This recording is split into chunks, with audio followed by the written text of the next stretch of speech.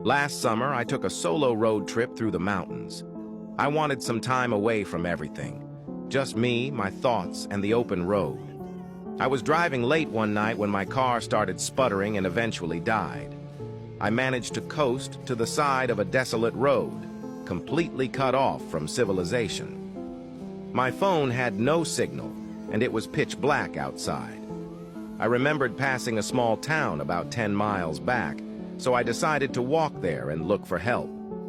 After what felt like hours of walking, I finally saw a faint glow of lights ahead. As I got closer, I realized it wasn't a town, but a single house. It was an old, run-down farmhouse, but at that point, I didn't care. I just needed a phone. I knocked on the door, and after a moment, a middle-aged woman answered.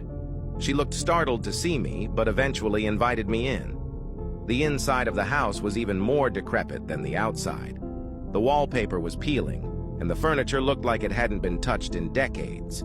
She offered me some water and let me use her phone. I called a tow truck, and they said they'd be there in about an hour. While I waited, I made small talk with the woman.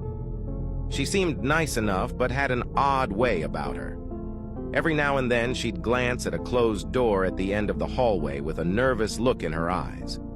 I asked her if she lived alone, and she hesitated before saying yes. About half an hour later, I heard faint shuffling noises coming from behind that door. I asked her if she was sure she was alone. She laughed nervously and assured me it was just the house settling, but her eyes told a different story. Follow for part 2.